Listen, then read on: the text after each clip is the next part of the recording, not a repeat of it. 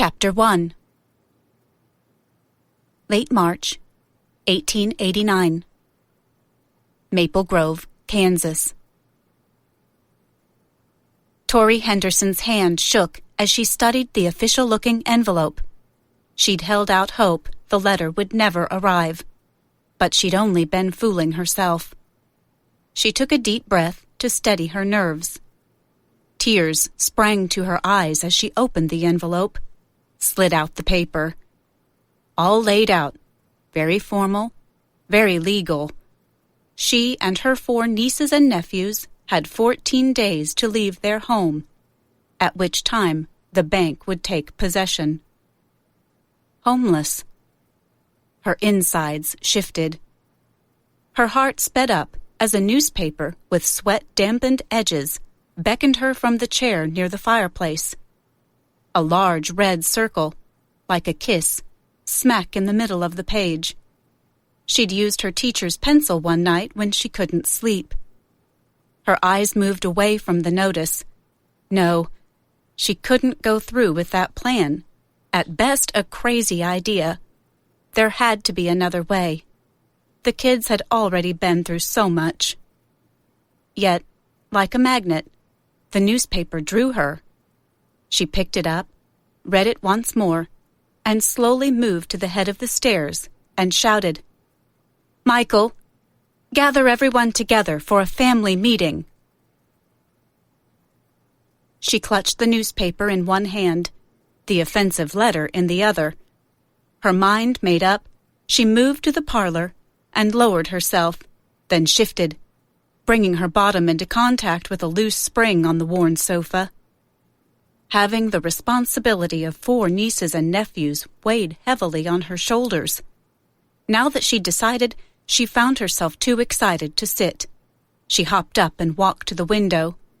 No buds appeared on the trees yet, but it had been a couple weeks since they'd had real cold weather.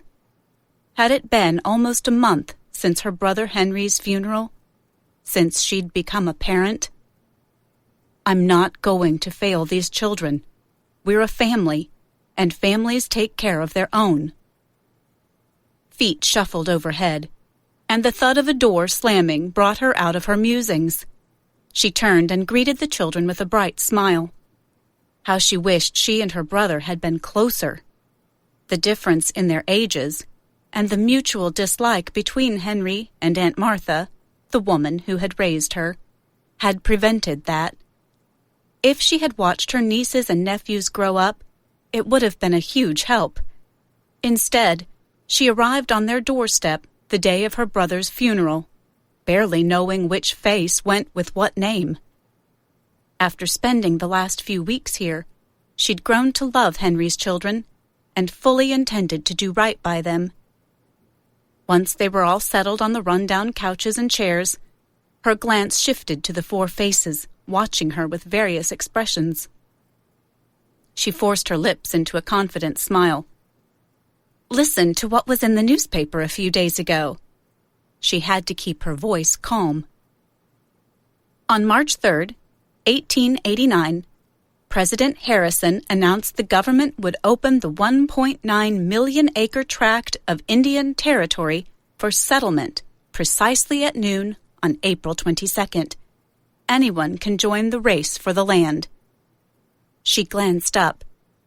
Silence greeted her. Not the eagerness she'd hoped for. Her smile faltered. Rachel, 15, in a 20-year-old's body, hiked her chin in a stubborn manner. She would be a handful, that one. "I don't want to move." Tori drew in a deep breath. "I realize that, but we have to face the fact that the money your papa left is almost gone, and I haven't been able to find a job." Hunter squirmed. "Not even a teaching job?" Oh, how she'd tried. Even with her credentials and experience, she'd had no success. "No, honey. I've been told many times it's too late in the school year for teaching jobs."